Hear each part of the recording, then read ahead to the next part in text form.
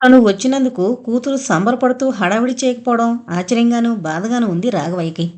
కూతురి మొహం ప్రసన్నంగా లేకపోవడం కూడా గమనించారు. అల్లుడు క్యాంపుకెళ్ళిన మర్నాడు మధ్యాహ్నం హాల్లో కూర్చున్నప్పుడు అడిగేశారు ఉండబట్లేక. ఏమ్మా, నీ ఒంట్లో ఎలా ఉంటోంది? చేతిలో పుస్తకం వంకే చూస్తూ విసురుగా అంది నిరంజని. ఏం, నాకేమొచ్చింది? సుష్టుగా భోంచేసి కూర్చుంటున్నాను. ఆహా, అబ్బే అది కాదు, కాస్త నీరసంగా ఉన్నట్టు కనిపిస్తుంటేను. మౌనంగా ఉండిపోయింది నిరంజని. మొరలు అర్థం చేసుకున్నాడు రాఘవయ్య. ఏదో విశేషమే ఉన్నట్టుంది. ఆ శుభవార్త నా చెవిన కూడా వేయి తల్లి. అబ్బబ్బా, ఏదో ఒకటి ఎందుకలా మీకు మీరే ఊహించుకుంటారు? చిరాకు పడింది. చిన్నపుచ్చుకున్నాడు రాఘవయ్య. పాణిగ్రాహి వెళ్ళిన 4 రోజొచ్చాడు మనోహర్. అతని చూస్తూనే నిరంజని మొహంలోకి కాంతి వచ్చింది. తండ్రిని పరిచయం చేసింది అతనికి. కాని మనోహర్ ఆయనతోనే కబుర్లలో పడి పక్కన తనున్న సంగతి కూడా మరిచిపోతాడని అనుకోలేదు. ఏవేవో విషయాలు ఆయనతో మాట్లాడుతూ అరగంట గడిపేశాడు మనోహర్. ఆ అరగంట ఎంతో భారంగా గడిచింది నిరంజనికి. తండ్రి మీద కోపం ముంచుకొచ్చింది. మళ్ళీ అంతలోనే తన మీద తనకే కోపమొచ్చింది. మనోహర్ దృష్టి తన వైపు మరల్చుకునేందుకు ఎంతో ప్రయత్నం చేసింది. తండ్రితో మాట్లాడ్డం ఆపి అతను తనతో మంచి మంచి కబుర్లేమైనా చెప్పాలని ఉవ్విళ్ళూరింది. ఉహుం, పొడిదగ్గు దగ్గినా అతను తన వైపు చూడలేదు. చిన్నగా నిట్టూర్చినా ఈ వైపే తిరగలేదతను.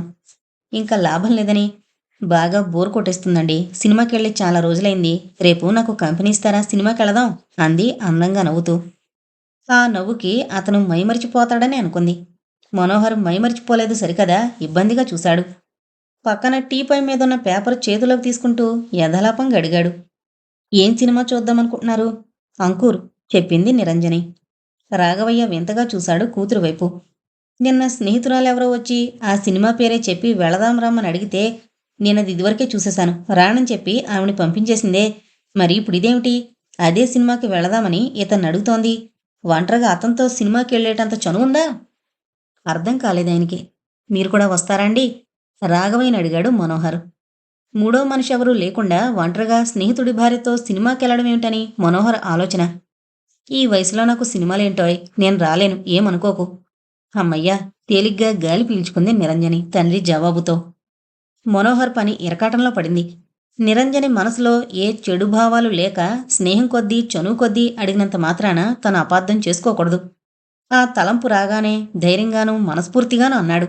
సరే, రేపొస్తాను, వెళదాం. రాఘవయ్యకి ఇది ఏమాత్రం నచ్చలేదు. అంతవరకు మనోహర్ మీదున్న సదభిప్రాయం తొలగిపోయింది. మూడో వాళ్ళెవరూ లేకుండా వీళ్ళిద్దరూ కలిసి సినిమాలకెళ్లడం ఇదివరకు నుంచే ఉంది కాబోలు అన్న కొత్త ఆలోచన వచ్చిందాయనకి. ఏమోలే, సంఘంలో పేరున్న పెద్ద పెద్ద వాళ్ళు ఆడా మగా తేడా లేకుండా కలిసి తిరగడం మామూలేనేమో, అలాంటివి పట్టించుకోకూడదు. తనకి తానే సర్ది చెప్పుకున్నాడు చివరికి. కాని మనోహర్ వెళ్ళిపోయాక కూతుర్ని అడగకుండా ఉండలేకపోయాడు. నిన్న నీ స్నేహితురాలెవరో వచ్చి ఆ సినిమా పేరే చెప్పి వెళదాం రమ్మంటే ఆ సినిమా చూసేసానని చెప్పావు కదా, మరిప్పుడు ఇతంతో అదే సినిమాకి వెళదామని చెప్పావేమిటి? పచ్చి వెలక్కాయ గొంతులో ఇరుక్కున్నట్టయింది నిరంజనకి. రిటైర్ అయ్యాక కూడా ఈయనకింత జ్ఞాపకశక్తి ఎక్కడదబ్బా? నిన్న ఆవిడ వెళదామంది ఇంకొక సినిమా, ఇది కాదు. విసుగ్గా జవాబు చెప్పి గబగబా మేడ మీదకు వెళ్ళిపోయింది. ఆ రాత్రి భోజనాలయ్యాక ఏవో మాటల్లో ఉన్నవే 4 పంచులమ్మా, అందులో 2 మంచివి, అవే తెచ్చుకున్నాను అంటూ మొదలుపెట్టాడు రాఘవయ్య. ముక్తసరిగా అని ఊరుకుంది నిరంజని. నీకు మాత్రం తెలియందేముంది మనింటి సంగతి, వాడొకడి సంపాదన మీద ఆధారపడుందిల్లు. డాక్టర్లకి మందులకి అవుతోంది బోళ్ళు. పైగా వాడికేమో సిగరెట్ అలవాటు ఒకటాయే. వచ్చే జీతం ఏ మూలకే రావట్లేదు. ఇదంతా తండ్రి ఎందుకు చెప్పుకొస్తున్నాడో అర్థం కాలేదు నిరంజనకి. మాట్లాడకుండా వింటూ ఊరుకుంది. అప్పుడే 6 నెలల నుంచి వాయిదా వేస్తున్నాడు నాకు పంచెలు కొనిపెట్టడానికి. కూతురి మొహంలో మార్పేమైనా వస్తుందేమో అని ఆశగా చూశాడు. నిరంజన మొహంలో వచ్చిన మార్పేమీ లేదు. నిర్లిప్తంగా వింటోంది తప్ప ఆయన మాటల్ని పెద్దగా పట్టించుకోవట్లేదు. పోన్లేండి నాన్నగారు, అన్నయ్య మాత్రం ఏం చేస్తాడు? రోజులలా ఉన్నాయి. మనిద్దరం రేపో ఎల్లుండో బజారుకి వెళదాం. మీకు కావలసినవి తీసుకుందాం. ఏదో దేవుడి దయ వల్ల మీ అందరి చలవ వల్ల డబ్బుకి లోటులేని ఇంట్లో కాలు పెట్టాను. నీకేమైనా కొనివ్వాలనే నేనెలాగో అనుకుంటూనే ఉన్నాను. బజార్కెళ్ళి తెచ్చుకుందాం. నీకేం కావాలో చెప్పు అని కూతురు నోట్నుంచొస్తుందని ఎదురుచూసిన రాఘవయ్యకి నిరాశే ఎదురైంది. తన మనసులో మాట సూటిగా ఎలా చెప్తాడు? ఆ అర్థం వచ్చేలా చెప్పనే చెప్పాడు.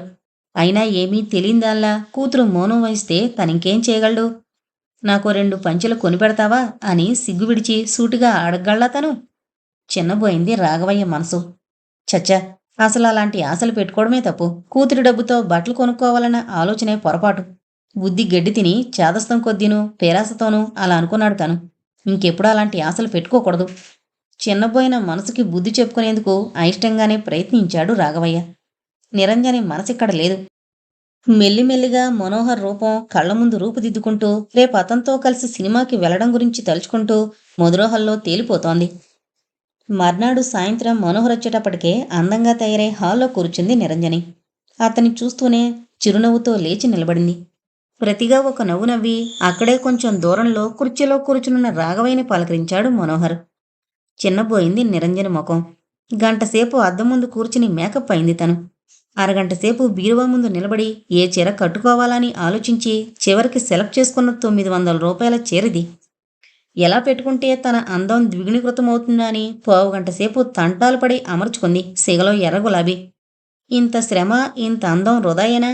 అతని కంటికేమీ ఆనలేదా? అలాగే నిలబడిపోయి తన అందాన్ని రెప్పవాల్చకుండా చూస్తాడనుకుంది. కాని ఒక్క క్షణమైనా తన వంక స్థిరంగా చూడలేదతను. ప్రవరాక్యుడా? అసలు అందం, ఆస్తిపాస్తులు, చదువు, ఉద్యోగం, హోదా అన్నీ ఉన్న ఇతను పెళ్లిమాట తలపెట్టకుండా ఇంకా ఒంటరి జీవితం గడుపుతున్నదెందుకో? ఇంతవరకు ఏ అందమూ అతన్ని కదల్చలేకపోయిందా? ఈ ఆలోచన నిరంజన్లో కొత్తగా మరో భావాన్ని రేకెత్తించింది. అంత బెంక ఉందా అతనిలో? ఆ బెంకం తన అందం సడలించగలిగితే అది తనకి గర్వకారణం కాదు. కొత్త కోరిక తలెత్తింది నిరంజన్లో. అది సబబా కాదా అన్న యుక్తాయుక్త విచక్షణ కోల్పోయిన మనసు వయసు పొంగులో ఉర్రూతలూగుతూ పందెం కాసింది. ఇద్దరూ రోడ్డు మీదకొచ్చాక టాక్సీలో పోదాం అన్నాడు మనోహర్. ఖాళీ టాక్సీ ఏదైనా కనబడుతుందేమోనని అటు ఇటు చూస్తూ. టాక్సీలోనా? అప్రయత్నంగా అనేసింది నిరంజని. ఆటోలైతే బాగుండనుంది. ఆ మాట పైకి మాత్రం అనలేకపోయింది. మరి నడిచి వెళ్లే దూరం కాదుగా నవ్వాడు మనోహర్. థియేటర్లో కూర్చున్నాక నిరంజని మనసు పూర్తిగా వశం తప్పింది. తెర మీద బొమ్మలు చూస్తోందన్న మాటేగాని మనసు మాత్రం పక్క కుర్చీలో కూర్చున్న మనోహర్ మీదే ఉంది. నిరంజనికి ఇబ్బందిగా ఉండకూడదని మనోహర్ కుర్చీలో రెండో వైపుకి ఒదిగి కూర్చున్నాడు. అది బొత్తిగా నచ్చలేదు నిరంజనికి. చచ్చా, అర్థం చేసుకోలేని మనిషి. బాధగా లోలోపల గొణుక్కుంది. ఇంటర్వెల్లో గోల్డ్ స్పాట్ ఇప్పించాడు మనోహర్. అది తాగుతూ అతని కళ్ళలోకి ఆరాధనగా చూసింది. అదేమీ పట్టించుకొని మనోహర్ మరోవైపు చూస్తుండిపోయాడు. ఇతను మనిషికాడా, మట్టిబొమ్మ? ఉక్రోషం ముంచుకొచ్చింది నిరంజనికి. ఈ ఆలోచనలతో సినిమా సరిగ్గా చూడలేకపోయింది. అసలు నిజం చెప్పాలంటే సినిమా కోసం కాదుగా వచ్చింది. హాయిగా ప్రశాంతంగా కాసేపు కూర్చోనుంది ఎక్కడైనా. ఇప్పుడే ఇంటికి వెళ్లాలని లేదు. థియేటర్లోంచి బయటకొస్తూనే అంది. తెల్లబోయాడు మనోహర్. ఇప్పుడా? ఈ వేళప్పుడు ఎక్కడ కూర్చుంటాం? ఓ పనిచేస్తే తిన్నగా ఇప్పుడు మీ ఇంటికి వెళితే? మా ఇంటికా? మరింత ఆశ్చర్యపోయాడు. కాసేపు మీ ఇంట్లో ప్రశాంతంగా గడిపిన తర్వాత అప్పుడు నన్ను మీరు మా ఇంట్లో దింపొచ్చు కదా? చాలా తేలిగ్గా అనేసింది. మీ ఇంట్లో లేని ప్రశాంతత ఏమిటి? మా ఇంట్లో ఉన్న ప్రశాంతత ఏమిటి? మనసులోనే అనుకుంటూ మాట్లాడలేకపోయాడు. బొంగమూతి పెట్టి చిరుకోపం ప్రదర్శించింది నిరంజని. నా అంతట నేనుగా మీ ఇంటికి తీసుకువెళ్ళమని అడగడంతో అంత లోకువైపోయానా? మనోహర్ గుండె దడదళ్లాడింది. అబ్బే, అదేం లేదు. ఇప్పుడు మా ఇంటికెళ్ళొస్తే మీకింకా లేటైపోతుందని. పాపం, నాకు లేని బాధ మీకెందుకో? ఆడదాన్ని, నేనే భయపడట్లేదు. మగమహారాజులు మీకెందుకు భయం? మనసులో మాట మరో రకంగా బయట పెట్టుకుంది. మనోహర్కంతా అగమ్య గోచరంగా ఉంది. మనోహర్ చిన్నగా పిలుస్తూ దగ్గరగా జరిగింది. తనని పేరు పెట్టి చనువుగా చొరవగా పిలవడం, అదో రకంగా చూస్తూ దగ్గరగా జరగడం చూసి మనోహర్కి ఏదో అర్థమైనట్టు అనిపించింది. అసహనంగానూ నమ్మలేనట్టుగానూ చూస్తూ కొంచెం పక్కకు జరిగాడు. సాలిగుడిలో చిక్కుకున్నట్టు గిలగలాడిపోయాడు. మీరు? అతని మాట పూర్తి చేయనీలేదు నిరంజని. వద్దు మనోహర్, వద్దు. నన్ను మీరు అనద్దు. నిరంజని అని నీ నోటితో నా పేరు పలికితే నా పేరుకే అందమొస్తుంది. మీరివాళ కొత్తగా మాట్లాడుతున్నారు. అవును, మాట్లాడక తప్పలేదు. నీ అంతట నువ్వు అర్థం చేసుకుంటావని ఇన్నాళ్ళు ఎదురు చూశాను. కానీ నువ్వు అర్థం చేసుకునే కానట్టు నటిస్తున్నావో, నిజంగానే నా మనసు గ్రహించలేదో నాకు తెలీదు. అందుకే ఇంకాగలేక ఇవాళ నా మనసు నీ ముందుంచదలుచుకున్నాను. మరి ఆలస్యం చేయక ఖాళీగా వెళుతున్న ఆటో నాపి ఎక్కడికి వెళ్లాలో చెప్పాడు మనోహర్. ఇద్దరూ కూర్చున్నాక టాక్సీ కదిలింది. మొత్తానికి మీ ఇంటికి మాత్రం తీసుకెళ్ళవన్నమాట. ఆడదాన్ని, నేనే భయపడట్లేదు. నీకెందుకు మనోహర్ భయం? భయం కాదు, ఇష్టం లేక. అంత కటువుగా చెప్పవలసొచ్చినందుకు బాధే అనిపించింది మనోహర్కి. నిరంజని కళ్ళు తడితడిగా మెరిశాయి. ఎందుకు? ఎందుకిష్టం లేదు? నాకు మాత్రం నువ్వంటే చాలా ఇష్టం. నేనెంతగా నిన్ను ఆరాధిస్తున్నానో మాటల్లో చెప్పలేను. ఏనాడో నా మనసులో నాకు చేరువయ్యావు. అందుకే నిన్ను పేరు పెట్టి చనువుగా పిలవగలుగుతున్నాను. మానసికంగా నేను అనుభవిస్తోన్న చిత్రవద నీతో చెప్పుకోవాలనుకున్నాను. నాకు పాణిగారితో సంసారం ఇష్టం లేదు మనోహర్, ఇష్టం లేదు. నిరంజని గొంతు వణికింది. నమ్మలేనట్టుగా చూశాడు మనోహర్. అతని ఆశ్చర్యానికి అంతులేదు. అప్రయత్నంగా అన్నాడు. పాణిలో ఏ లోపం లేదే. వాడు చాలా మంచివాడు, శాంతమూర్తి, నిగర్వి. మీకెవరికీ ఆ లోపం కనపడదు మనోహర్, కనపడదు. అతనితో నిత్యం మసిలే భార్యకి తప్ప వేరెవ్వరికీ ఆ లోపం పట్టదు. పట్టించుకునే అవసరమూ ఉండదు. ఆ డబ్బు, ఆ హోదాల ముసుగులో ఆ లోపం, అసలైన ఆ పెద్ద లోపం కప్పుకుపోతుంది. కానీ భారీగా నేను ఆ ముసుగు తీసి అవతల పడేసి భర్త అనే భావంతో చూస్తాను కాబట్టి ఆ అసలైన పెద్ద లోపం నాకు కొట్టొచ్చినట్టు కనబడుతుంది. నేను కూడా అందవికారినైతే ఇంత బాధ ఉండకపోను. తన పక్కగా నలుగురు చూస్తుండగా నడవడానికి నాకెంతో సిగ్గుగా ఉంటుంది. నా అభిమానం దెబ్బతింటోంది. ఆమె అమాయకత్వానికి జాలిపడాలో కోపగించుకోవాలో తెలియలేదు మనోహర్కి. మనసులేని మనువులో సుఖం ఎక్కడుంటుంది చెప్పు మనోహర్, నువ్వే చెప్పు. డబ్బు, హోదా మనిషికి మనశ్శాంతి నీలేవు మనోహర్. నాకు మనశ్శాంతి లేదు. నేనున్నది పైకి స్వర్గంలా కనిపించే ఇంట్లో. కానీ నేను మానసికంగా నరకాన్ని అనుభవిస్తున్నాను. నీ రూపం ఒకటే నా మనసుకి కాస్త శాంతిని ప్రసాదించేది. నీ భావన ఒకటే నా హృదయంలో వీణలు మీటేది. నన్ను కాదనకు మనోహర్, కాదనకు. నువ్వు కాదనవని నాకు తెలుసు. ఆ రోజు నువ్వు రాసిన ఆ కథ చదివినప్పుడే నువ్వెంత ఆదర్శవంతుడివో నేను అర్థం చేసుకున్నాను. నన్ను అర్థం చేసుకోగల మనసు నీకుందని ఆ రోజే నిర్ణయానికొచ్చాను. మనోహర్ గుండెల్లో రాయి పడింది. ఏదో కథ రాసినంత మాత్రాన ఆ కథలో వాళ్లాగే తను ప్రవర్తిస్తాడా? వివాహితైన ఒక స్త్రీతో సంబంధం పెట్టుకోవాలా? మనోహర్ మెదడు స్తంభించినట్లయింది. చిన్నగా నిట్టూర్చాడు. ఆవేశంలో మీ మనసు అనిపిస్తున్న మాటలవి. త్వరగా తల ఊగించింది నిరంజని. ఉహుం, ఆవేశం కాదు. ప్రతి నిమిషం నా మనసు పడుతున్న వేదనకి పరిష్కారం ఇది. నేను లోకానికి భయపడుతూ క్షణక్షణం చావదలుచుకోలేదు. ఎవరేమనుకున్నా లక్ష్య పెట్టదలుచుకోలేదు. పాణిగారు శాంతమూర్తులని, మంచివారని ఒప్పుకున్నావు కదా. అటువంటప్పుడు ఇష్టలేని కోపరం చేయమని పట్టుబట్టరు కదా. మనిద్దరి మీద కోపం రాదు. నాకా నమ్మకం ఉంది. మీరు తొందరపడుతున్నారు. కళ్లల్లో నీళ్లతో చివ్వున తలెత్తింది నిరంజని. నేను తొందరపడి ఈ నిర్ణయానికి రాలేదని చెప్తున్నా కూడా నువ్వు అలాండం బాగాలేదు. అది కాదు, అది కాదు, ఇది కాదు అంటూ మాట మార్చాలని చూడకు. నవ్వాలో ఏడవాలో తెలియలేదు మనోహర్కి. ఇంటి దగ్గరికి రావడంతో ఇంకా ప్రసక్తి కట్టిపెట్టడం మంచిదని మళ్ళీ మాట్లాడలేదు నిరంజని.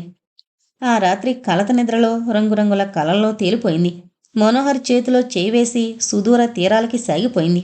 అతని గుండెల్లో తలదాచుకుని అలల మీద తేలిపోయింది. అతని కౌగిట్లో గువ్వలా ఒదిగి మొత్తులో సోలిపోయింది. ఎదమీద ఎదుంచి ఎన్నో గుసగుసలు వింది. కన్నుల్లో కన్నులుంచి కబుర్లెన్నో చెప్పింది. అతని మేనొక మామిడి కొమ్మ కాగా తానొక మల్లియ రెమ్మై అల్లుకుపోయింది. ఆ మర్నాడు నిద్రలేస్తూనే కొత్త ఉత్సాహం, కమ్మని కోరికలతో లేచింది. రాత్రంతా మనోహర్ తన విషయమై ఆలోచించి ఒక నిర్ణయానికొచ్చి ఉంటాడన్న ఆలోచన మధురమై మనసంతా నిండింది. అందమైన ఆడది తనంతా తానుగా వలచొస్తే తోసివేసేంత నిర్దాక్షిణ్యం మనోహర్లో ఉందా? ఉండదు. అతని ఇంట్లో ప్రతి వస్తువు అందాన్ని సొంతం చేసుకునుంది. అందమంటే అతనికి మక్కువ, తనని కాదండు. కాదంటే భరించే శక్తి తనకి లేదు, భరించలేదు. అతని చేత కాదనిపించుకుంటే అంతకంటే అవమానం ఇంకోటి ఉంటుందా? అసలు తన మనసు అతని ముందు పరిచి తొందరపడలేదు కదా తను. లేదు లేదు, తొందరపడలేదు. ఎన్నాళ్ళని ఈ మానసిక చిత్రవద? మనసు అతనికి తెలియపరుచుకుంటేనే తేలిగ్గా ఉంది. ఎంత త్వరగా ఈ చెర నుంచి విముక్తి లభిస్తే అంత మంచిది కదా. ఇష్టంలేని భర్తతో ఇష్టమున్నట్టు నటించడం కూడా అన్యాయమే కదా.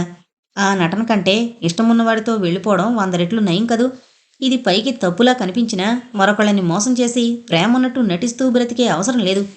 ఇష్టలేని భర్తతో తప్పనిసరిగా జీవితాంతం గడిపితే అందులో తప్పు పైవాళ్ళెవరికీ కనిపించకపోయినా అసలు వాళ్ళకి అన్యాయం చేస్తున్నట్టే కదా. ఇలా ఆలోచిస్తూ తనేమీ తప్పటడుగు వేయట్లేదని తనకి తానే నచ్చజెప్పుకుంది.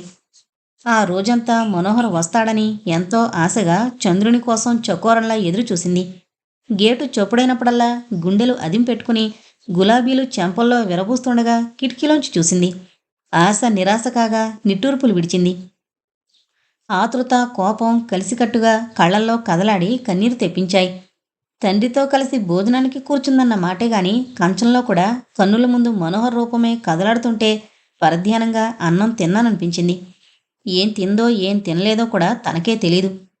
లేచి వెళ్ళిపోతుంటే అదేంటి చిన్న, అసలు ముట్టుకోలేదన్నో, ఒంట్లో ఎలా ఉంది అన్న తండ్రి మాటకి జవాబు ఏదో ఒకటి చెప్పాలని కూడా తోచలేదు. 4 రోజులు గడిచిపోయినా మనోహర్ జాడలేదు. ఈ 4 రోజుల నిరీక్షణలోనే నిరంజని మొహంలోనూ ప్రవర్తనలోనూ చాలా మార్పొచ్చేసింది. తిండి సరిగ్గా తినక, రాత్రులు ఆలోచనలతో నిద్రపట్టక మొహం నీరసంగా కనిపిస్తోంది. మేడ మీద గదిలోనే ఎక్కువ కాలం గడుపుతోంది. తండ్రితో మాట్లాడడం పూర్తిగా తగ్గించేసింది.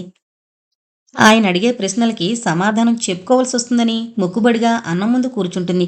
భోజనాల వేళకి మాత్రం కిందకి దిగొచ్చి మేడ మీద గదిలో బీరువాలో చిన్న అందమైన దంతపు పెట్టెలో దాచిన వాడిన గులాబీ పువ్వు చూస్తూ రోజంతా గడుపుతోంది. ఆ పువ్వుతో తన మనోవ్యధ వెళ్ళబోసుకుంటూ గంటలకి గంటలు గడిపేస్తోంది. అమ్మా, ఏంటి సుధా, మనోహర్ దగ్గర నుంచి ఉత్తరం వచ్చిందమ్మా. ఆ, ఏమని రాశాడు? నీ ఒంట్లో ఎలా ఉందో తనకి తెలియజేయమని అదే పనిగా తను ఉత్తరాలు రాస్తుంటే ఉన్న సంగతి రాశాను. దానికి జవాబుగా ఇప్పుడే ఉత్తరం రాశాడు. తన ఉత్తరం అందిన వెంటనే మనిద్దరినీ బయలుదేరి అక్కడికి రమ్మని రాశాడు. ఎక్కడికి? మద్రాసా? ఎందుకు? నీ ఆరోగ్యం ఇంకా చక్కబడలేదని, గాలి మార్పుంటే మంచిదని డాక్టర్ అన్నారని నేను రాసిన ఉత్తరంలో రాశానులే. అందుకని నిన్నక్కడికి తీసుకురమ్మని, అక్కడ వైద్యం చేయిస్తానని రాశాడు. మనం వెంటనే బయలుదేరి రాకపోతే తనే వచ్చి బలవంతంగా మనల్ని తీసుకువెళ్తాడట. నవ్వాపుకోలేక నవ్వేసింది సుధా. ఎందుకే నవ్వుతావు? మరి లేకపోతే ఎలా రాశాడో చూడమ్మా. అనంత పని చేసే రకమే అతను. మనం వెళ్ళకపోతే అతనే పరిగెత్తుకొస్తాడు. పట్టుదల మనిషి. అయితే ఏం చేద్దామంటావు? వెళ్ళకపోతే నొచ్చుకుంటాడేమో. వెళితే అతనికి శ్రమ కలిగించిన వాళ్ళమవుతాం. అన్నట్టు అసలైంది ఇంకో విషయం కూడా రాశాడు. ఏంటది? త్వరగా చెప్పు. మరేమో. చెప్పవే, ఆగిపోయావేంటి? మరేమో మరి. అయ్యో, నీ సిగ్గు బంగారం కాను. చెప్పవే అసలు సంగతి. మరి పెళ్లి విషయంలో నీ ఇష్టమే మా ఇష్టమని వాళ్ళమ్మగారు తనకి ఉత్తరం రాశారట. ఎలాగైతేనేం సిగ్గుపడిపోతూ చెప్పింది సుధా. నిజంగానా? అబ్బా, ఎంత చల్లని కబురు చెప్పావే. అనసూయమ్మ మనసు ఆనంద తరంగాల్లో ఓల్లాడింది. ఓ పనిచేయి సుధా, ఇవాళే కాంతం గారి దగ్గరికి వెళ్ళి మనోహర్ రాసిన ఉత్తరం సంగతి చెప్పు. మనల్ని మద్రాసు రమ్మని రాసిన విషయం చెప్పు. ఆవిడ అభిప్రాయం ఏంటో తెలుస్తుంది. దాని ప్రకారం మనం చేద్దాం. అవునమ్మా, నువ్వు చెప్పింది బానే ఉంది. అలాగే చేస్తాను, ఒప్పుకుంది సుధా. ఆ సాయంత్రమే కాంతం గారి దగ్గరికి వెళ్ళింది. ఎంతో సంతోషంగా సుధని లోపలికి ఆహ్వానించింది కాంతమ్మ. సుధ పట్ల ఒకప్పుడున్న కోపతాపాలు మచ్చుక్కైనా లేవిప్పుడు ఆవిళ్ళో. మనోహర్ రాసిన ఉత్తరం సంగతి చెప్పింది సుధా. ఒక్క క్షణం ఆలస్యం చేయకుండా వెంటనే అంది కాంతమ్మ. తప్పకుండా అమ్మని తీసుకువెళ్ళు సుధా. అక్కడ వైద్యానికి, గాలి మార్పుకి అమ్మ ఆరోగ్యం తప్పక బాగుపడుతుంది. నువ్వేం భయపడకు. ప్రస్తుతం ఉద్యోగానికి కొన్నాళ్ళు సెలవు పెట్టేసే. రిజైన్ చేయడం తర్వాత చేయొచ్చు. అయితే వెళ్ళమంటారా? ఇంకా సందేహిస్తూనే ఉంది సుధా. నీకా సందేహం ఎందుకు సుధా?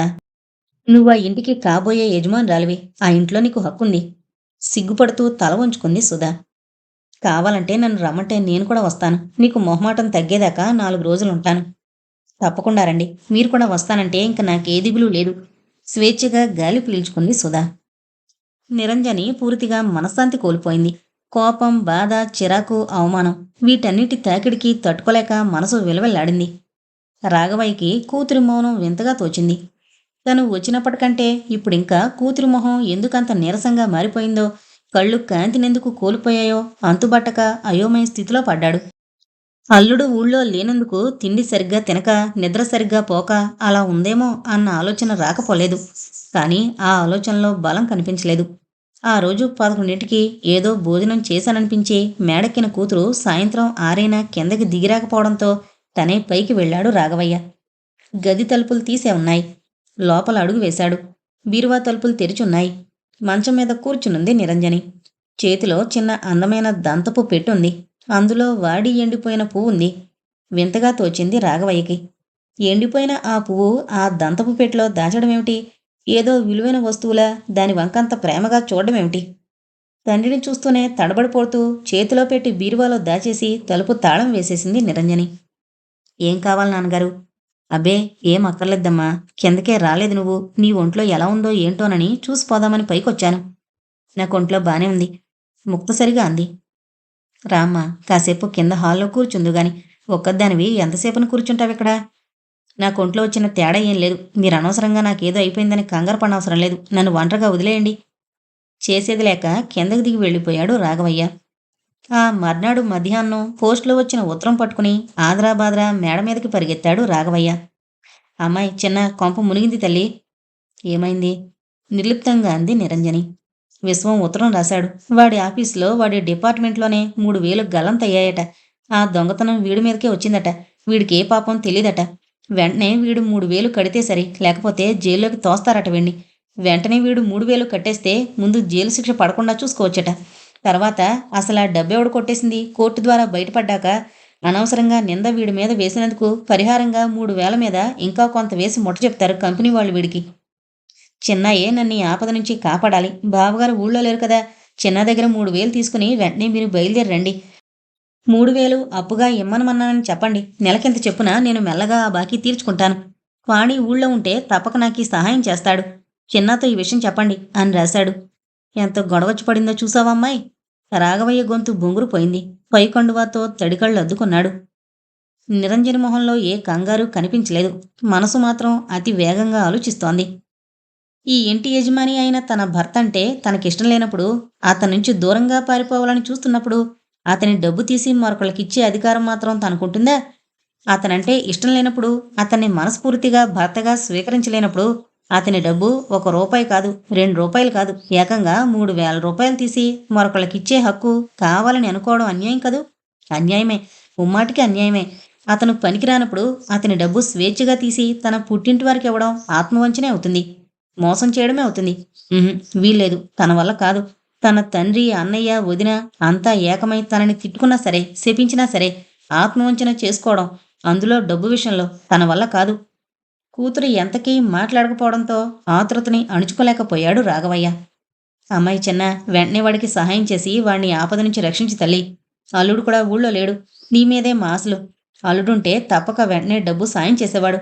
అప్పుగానే అడుగుతున్నాడు విశ్వం. ఊరికి ఇమ్మనట్లేదు. ఏంటమ్మాయి, నేనంత కంగారు పడిపోతుంటే ఒక్క మాటైనా మాట్లాడవు? ఏం మాట్లాడమంటారు? ఎవరికెక్కడ కష్టాలొచ్చినా ఆదుకుంటూ కూర్చోవడమే మా పని అనుకుంటున్నారా? అంత కటువుగా తనైనా మాట్లాడింది. తనలో తనే ఆశ్చర్యపోయింది. అలా మాట్లాడవలసి వచ్చినందుకు తనని తానే తిట్టుకుంది. తిన్నా? రాఘవయ్య కళ్ళలో బాధ తొంగి చూసింది. అప్పుగానే ఇమ్మన్నాడు కానీ ఊరికే ఇమ్మనలేదుగా అమ్మాయి. అయినా ఇవ్వగల స్థితిలో చెల్లెలుంది కాబట్టి అడిగాడు. ఇవ్వలేని స్థితిలో ఉంటే చేయి చాపుతాడా? నాకు తెలుసు నాన్నగారు. డబ్బు అవసరం వచ్చినప్పుడల్లా ఆదుకుంటూ ఉంటానని, డబ్బు అవసరాలకి ఇనపెట్టిలా ఈ ఇల్లు ఉపయోగపడుతుందని, ఆ దృష్టితోనే మీరంతా కలిసి నాకు ఈ పెళ్లి చేశారు. ఈ సంబంధం కట్టబెట్టారు.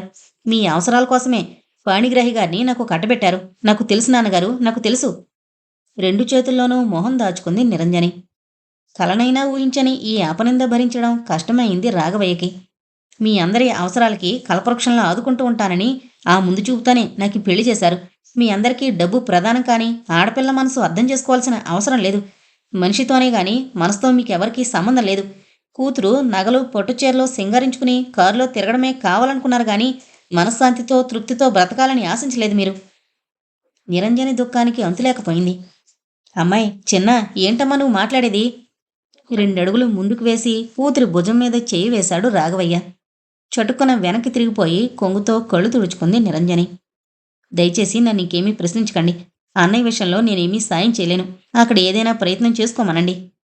అయితే అమ్మాయి, రాత్రి బండికి నేను వెళతాను. కోడల పిల్ల బెంబేలు పడిపోతూ ఉంటుంది. వాళ్ళిద్దరికీ కూడా ధైర్యం చెప్పాలని వెళ్ళి ఎలాగోలా వీళ్ళ కాళ్ళు వాళ్ళ కాళ్ళు పట్టుకుని 3,000 అప్పు సంపాదించాలి. గట్టి ప్రయత్నాలు చేసుకోవాలి. దేవుడి దయ వల్ల అసలు ఆ డబ్బు కొట్టేసిందెవడో ఈ పాటికి బయటపడితే అన్నీ అవే సర్దుకుపోతాయి. గొడవే ఉండదు మనకి. అమ్మగారేరి? అప్పుడే ఊరు నుంచొచ్చిన పాణిగ్రాహి అడిగాడు. పైనున్నారు బాబు, వినయంగా చెప్పాడు నౌకర్. హుషారుగా ఈల వేసుకుంటూ చకచకా మెట్లెక్కి పడగదిలోకి నడిచాడు. చేతిలో దంతపు పెట్టెతో బీరువా దగ్గర నిలబడింది నిరంజని. గుమ్మం దగ్గర అలికిడి వింటూనే చటుకున ఆ దంతపు పెట్టె బీరువాలో చీరలడుగుని దాచేసింది. హలో డియర్, ఏం చేస్తున్నావు? ఒక్క అంగలో దగ్గరగా వచ్చాడు. భార్యను చూస్తూనే తెల్లబోయాడు. ఇదేంటి ఇలా అయిపోయావు? ఎలా అయిపోయాను? నవ్వడానికి ప్రయత్నించింది, కానీ నవ్వలేకపోయింది. 20 రోజులు నేను ఊళ్ళో లేనంత మాత్రాన ఇంత బెంగ పెట్టుకుంటే ఎలా? బెంగ? నిరంజని కనుబొమ్మలు ముడిపడ్డాయి. అవును, అద్దంలో మొహం అసలు చూసుకోవట్లేదా నువ్వు? ఒక్కసారి అద్దంలో నీ ముఖం చూసుకో, నీకే తెలుస్తుంది. ఎదురుగా గోడకున్న నిలువుటద్దం వైపు చూపించాడు. తలదించుకుంది నిరంజని. తిండి తినకుండా నిద్రపోకుండా బెంగ పెట్టుకుని కూర్చున్నావు కదూ. నువ్విలా అయిపోతావని తెలిస్తే నిన్ను కూడా నాతో తీసుకెళ్ళిపోయి ఉండేవాణ్ణి. ఇక నుంచి ఇలా కాదు. నేనెక్కడికి క్యాంపుకెళ్ళినా నిన్ను కూడా తీసుకువెళ్ళిపోతాను. అన్నట్టు మీ నాన్నగారేరి కింద కనపడలేదు? అన్నయ్య దగ్గరికి వెళ్ళిపోయారు. అదేంటి, నేనొచ్చేదాకా ఉంటానన్నారుగా? వెళ్ళాల్సిన అత్యవసరం వచ్చి వెళ్ళారు. అత్యవసరమా? ఏంటి కారణం? ముందు మీరు కాఫీ తాగి స్నానం కానియండి. అవన్నీ తర్వాత మాట్లాడుకోవచ్చు. మరి మాట్లాడడానికి అవకాశం ఇవ్వకుండా గబగబా కిందకు వెళ్ళిపోయింది నిరంజని. ఆ, ఎంతకీ ఏం జరిగిందో చెప్పలేదు? ఏ విషయం? అదే, మీ నాన్నగారు హఠాత్తుగా ఎందుకెళ్ళిపోయారు? టూకీగా అసలు విషయం చెప్పింది నిరంజని. మరి నువ్వు డబ్బు సర్దుబాటు చేయలేదా? లేదు. ఎందుకని? నాకిష్టం లేదు. నిరంజని, శివాన్నం మంచం మీద నుంచి లేచి ఎదురుగా నిలబడ్డాడు పాణిగ్రాహి. చెక్కు చెదరలేదు నిరంజని. ఎంతో మామూలుగా ఉండడానికి ప్రయత్నించింది. ఎందుకివ్వలేదు? నీకెందుకని ఇష్టం లేదు? వాళ్ళు తిరిగి ఇవ్వకపోయినా పర్వాలేదన్న దృష్టితో నేనిచ్చి ఉండేవాణ్ణి 3000. ఆ సమయంలో నేనిక్కడుంటే వాళ్ళంతట వాళ్ళు అప్పుగా ఇవ్వమని ప్రాధేయపడినా ఎందుకివ్వలేదు నువ్వు? 3000 మనకో లెక్క? ధైర్యాన్ని కూడగట్టుకుంటూ అంది నిరంజని. మనకి అనకండి. ఆ డబ్బు మీది. అందులోంచి స్వతంత్రంగా నేను 3000 తీసి నా వాళ్ళకివ్వడం ఇష్టం లేక ఇవ్వలేదు. నిరంజని, ఏంటి నువ్వు మాట్లాడుతోంది? ఆ డబ్బు నా ఒక్కడిదేనా? పెళ్ళయి ఏ రోజు ఈ ఇంట్లో అడుగుపెట్టావో ఆ రోజు నుంచి ఈ ఇంట్లోని ప్రతి వస్తువు మనిద్దరిదీను. ఇద్దరికీ సమానమైన హక్కుంది. నా తల్లి, తండ్రి, తోబుట్టువులు ఎవరైనా ఉండుంటే వాళ్ళ మీద ఖర్చు పెట్టినా మన డబ్బు. అలాంటప్పుడు మీ అన్నయ్యని అవసరంలో ఆదుకుంది ఖర్చు పెట్టకూడదా మన డబ్బు? జవాబు ఇవ్వలేదు నిరంజని. నీ పద్ధతి నాకేం అర్థం కావట్లేదు. మన పెళ్ళై ఇన్నాళ్లైనా ఇప్పటివరకు నేను నిన్ను అర్థం చేసుకోలేకపోయాను. ఎప్పటికప్పుడు నీ మాటలు, చేతలు నాకు వింతగానే ఉంటున్నాయి. ఎందుకిలా ప్రవర్తిస్తున్నావు? పద, మీ ఊరెళదాం పద. మీ అన్నయ్యకి చేయగలిగిన సహాయం చేసి వద్దాం. నాకిష్టం లేదని చెప్పానుగా మీ డబ్బు. నిరంజని, మళ్ళీ అదే మాట అంటున్నావా? సరే, నేను చెప్పేది కూడా విను. నీ అన్నయ్యగా చూసి విశ్వానికి నేను ఈ సహాయం చేయట్లేదు. మన పెళ్లి కాకముందు నుంచే విశ్వం నాకు స్నేహితుడు. స్నేహితుడన్న దృష్టితో చేస్తాను. సరేనా? పద, బట్టలు బ్యాగులో పెట్టు, బయలుదేరు. నేను రాను. విసురుగానేసి కిందకు వెళ్ళిపోయింది నిరంజని. అంత కరుకుగా ఎలా ప్రవర్తించగలుగుతుందో తనలో తనకే ఆశ్చర్యం అనిపించింది. మరి కాసేపట్లో పాణిగ్రాహి వెళ్ళిపోయాడు. నిరంజన్లో దుఃఖం కట్టలు తెంచుకుంది. పాణిగ్రాహిని చూస్తూనే రాఘవయ్య, విశ్వం ఇద్దరూ కూడా సంతోషంగా ఆహ్వానించారు. తన భార్య ప్రవర్తించిన తీరుకి వాళ్ళకి తన మీద కోపమొచ్చుంటుందేమో, ఇద్దరూ తనను చూస్తూనే మొహాలు ముడుచుకుంటారేమో అనుకున్న పాణిగ్రాహి మనసు స్థిమితపడింది వాళ్ళ మొహాలు చూశాక. ఎంత డబ్బు కట్టాలి చెప్పు విశ్వం, కట్టేద్దాం. అక్కర్లేదు పాణి. విశ్వం జాలిగా చూశాడు పాణిగ్రాహి. తప్పిపోయింది క్షమించమన్నట్టుగా ఉన్నాయి చూపులు. కంగారు పడకు పాణి. నేను, నాన్నగారు కూడా ఇప్పటికిప్పుడు 3000 పుట్టించడానికి నానా తిప్పలో పడ్డాం. కానీ ఆ అవసరం లేకుండానే నా కష్టం గట్టెక్కింది. ఆ డబ్బు కొట్టేసిన గుమస్తా పట్టుబడ్డాడు. నిజం బయటపడింది. దేవుడి దయ వల్ల నా పరువు దక్కింది. స్నేహితుడి చేతులు పుచ్చుకుని ప్రాధేయపూర్వకంగా అడిగాడు. నీ చెల్లెలు ప్రవర్తించిన తీరుకి నన్ను తప్పుగా అర్థం చేసుకోరుగా? ఎంత మాట! స్నేహితుడిగా మధ్యలో పరిచయమైన నిన్ను అర్థం చేసుకునేందుకు నాకట్టే రోజులు పట్టలేదు. కానీ ఈ ఇంట్లో పుట్టి చిన్ననాటి నుంచి నాతో పాటే పెరిగిన నా చెల్లెలి మనస్తత్వం నాకర్థం కావట్లేదు నవ్వాడు విశ్వం. బాబూ, ఇలా చెప్తూ సాహసం చేస్తున్నానని అనుకోకపోతే ఒక్క మాట బాబూ. రాఘవయ్య అందుకున్నాడు. చెప్పండి, పర్వాలేదు. మా అమ్మాయి మనసేంటో మాకే అంతుపట్టట్లేదు. దయచేసి నువ్వు దాని ప్రవర్తనకి కోపం తెచ్చుకోకుండా క్షమిస్తావు కదూ? దాని తప్పులు మన్నిస్తానని ఒక్క ముక్క చెప్పు బాబూ. ధైర్యంగా ఉంటాను నేను. భలేవారే! తేలిగ్గా నవ్వేశాడు పాణిగ్రాహి. మీకా భయం అక్కర్లేదు. నా భార్యని నేను క్షమించకపోవడానికి నేను లోపం లేనివాణ్ణి కనుకనా? పొరపాట్లు, తప్పులు చేయని మనుషులెవరుంటారు చెప్పండి? నేను మనిషినే. అందరి మనస్తత్వాలు ఒకలా ఉండవు. ప్రతి మనిషి ఒకలాగే ప్రవర్తించడు. మనిషిని క్షమించవలసింది మనిషి కాదు, ఆ దేవుడు. బాబూ, రాఘవయ్య కళ్ళల్లో ఆనంద బాష్పాలు మెరిశాయి. కృతజ్ఞత ఆయన చూపుల్లో కదలాడింది. తృప్తి ఆయన హృదయంలో చోటు చేసుకుంది. కొండంత బరువు తల మీద నుంచి దింపుకున్నట్టయి తేలిగ్గా, స్వేచ్ఛగా ఊపిరి విడిచాడు. ప్రేమానురాగాలతో అల్లుడి చేతులు అందిపుచ్చుకుని కన్నులు కద్దుకున్నారు. అతని రూపంలో దేవుణ్ణి చూసుకున్నారు. లోపల అడుగు పెట్టబోతూ గుమ్మంలోనే చిత్తరు వల్లే నిలబడిపోయింది నిరంజని. కుర్చీలో కూర్చుని ఏదో పుస్తకం ఒళ్ళో పెట్టుకుని చూస్తోంది ఒక అమ్మాయి. కుర్చీ వెనక నుంచి ఆ యువతి మీదుగా వంగి ఆ పుస్తకంలోకి చూస్తున్నాడు మనోహర్. అతనేదో అన్నాడు నవ్వుతూ. నాలికతో వెకిరిస్తూ అతని చేతి మీద గిల్లింది ఆ అమ్మాయి. అయ్య బాబోయ్, చంపేసా ఉండు. ఇలా కాదు. తొందరగా నీ ముక్కుకి తాడు వేస్తేనే కాని. కాని కవ్విస్తూ పుస్తకాన్ని గుండెలు కాంచుకుని వెనక్కి వంగింది. అప్పుడు చూసింది గుమ్మం వైపు. తన బుగ్గ మీద చిటిక వేయబోతున్న మనోహరిని కళ్ళతోనే వారిస్తూ ఎవరో వచ్చారు అంటూ కుర్చీలోంచి లేచి నిలబడింది. అప్పుడు గాని నిరంజన్ని చూడలేదు మనోహర్. ఓ, మీరా, రండి రండి. పాణి ఊరి నుంచి రాలేదా? కొత్త అమ్మాయిని అసహనంగా చూస్తూ కుర్చీలో కూర్చుంది నిరంజని. ఎవరి అమ్మాయి? మనోహర్తో ఇంత చనువుగా ప్రవర్తిస్తోంది ఎవరై ఉంటుంది? మనసులో ఆతృత. సుధా, నేను చెబుతూ ఉంటానే, పాణిగ్రాహి అని నా డీరెస్ట్ ఫ్రెండ్ గురించి. అతని శ్రీమతి. నవ్వుతూ చేతులు జోడించింది సుధా. ఈ కొంటె కోణగి నా కాబోయే శ్రీమతి. సుధని చూపిస్తూ నిరంజనికి పరిచయం చేశాడు మనోహర్. నిరంజని నెత్తిన పిడుగుపడినట్టయింది. నమ్మలేనట్టుగా సుధవంక మార్చి మార్చి చూసింది. తను ఎందుకొచ్చింది ఇక్కడికిప్పుడు? ఏం వినాలన్న ఆశతో వచ్చిందిక్కడికి. ఏం వింటోందిప్పుడు? ఎన్నెన్ని ఊహలతో వచ్చిందిక్కడికి? ఏం చూస్తోంది ఇప్పుడు తను? మనోహర్ గుండెల మీద సేద తీరాలనొస్తే ఇక్కడ ఎదురైందేమిటి? ఈ బాధ భరించడం కంటే ఒక్కసారిగా గుండాగిపోతే నయం కదూ. సుధట సుధ. పేరెంత తీయగా ఉందో రూపమంత చేదుగా ఉంది. అందం కోరి దగ్గరకొస్తే కాదని కాల్దనుకుంటున్నాడెందుకు? తను వివాహితాన్ని భయపడుతున్నాడా? అదే కారణమైతే ఇంక వేరే అందమైన అమ్మాయిలే లేరా లోకంలో? దొరక్క ఈ పిల్లే దొరికిందా? భగవాన్! నా అందానికి నా గర్వానికి మంచి పరాభవమే చేశావు. పంటి బిగువున కన్నీరాపుకుంది. సుధా, మన ముగ్గురికి కాఫీ తీసుకొస్తావా? మనోహర్ మాటకి అడ్డొచ్చింది నిరంజని. నేనిప్పుడు వెళ్ళిపోతాను. నాకు కాఫీ వద్దు. గుమ్మం వైపు నడిచింది. అదేంటి ఇలా వచ్చి అలా వెళ్ళిపోతున్నారు? కూర్చోండి. ఆహా, లేదు, వెళ్ళాలి. ఏదో పనుండి ఈ వైపొచ్చాను. ఎలాగూ ఇటువైపు వచ్చాను కదా అని మీ ఇంట్లోకొచ్చాను. వెళ్ళాలి. అబద్ధంతో ఆత్మవంచన చేసుకుంటూ గడప దాటింది. లోపల మా అమ్ముంది. సుధా వాళ్ళ అమ్మగారు కూడా ఉన్నారు. పరిచయం చేస్తానుండండి. నిన్న వచ్చారు వీళ్ళు. వెనక నుంచి మనోహర్ పిలుస్తున్నా మరోసారొస్తాను అంటూ పరుగులాంటి నడకతో రోడ్డు మీదకొచ్చి ఆటో ఆపి ఎక్కి కూర్చుంది. ఇంట్లోకొస్తూనే మేడ మీదకి పరిగెత్తి మంచం మీద వాలిపోయింది. ఎంతసేపట్నుంచో ఆపుకున్న దుఃఖం మరి ఆగనంది. తొందరపడి తన మనసులో మాట మనోహర్తో ఆ రోజు చెప్పినందుకు తల బాదుకుంది. పాణిగ్రాహితో సంసారం చేయడం తనకిష్టం లేదని అతనితో చెప్పేశాక ఇంక రేపట్నుంచి అతని ముందు తలెత్తుకుని తిరగడం ఎలా? లోలోపల సిగ్గుతో కుమిలిపోతూ పైకి నవ్వుతూ తిరగాలి. భగవాన్! నా వల్ల కాదు ఈ అవమానం భరించడం. పిచ్చిగా జుట్టు పీక్కుంది. తల బాదుకుంది. తన ప్రాణం తీసుకోమని చేతులు జోడించి భగవంతుడికి మొరపెట్టుకుంది. ఆత్మవంచన చేసుకుంటూ భర్తని కూడా మోసం చేస్తూ బ్రతుకు గడపడం కంటే చావడం మేలు కదూ. అవును, అంతకంటే మరో మార్గం లేదు. అప్పుడు గాని ఈ అందానికి సమాధి కట్టినట్టవదు. తన పాపానికి ప్రాయశ్చిత్తం చేసుకున్నట్టవదు. ఈ అందాన్ని అంతం చేస్తేనే గాని అహంకారం అణగదు. ఆత్మకి శాంతి లభించదు. అవునంతే. భరించలేని ఆవేదన అలలై ఉవ్వెత్తున పొంగింది.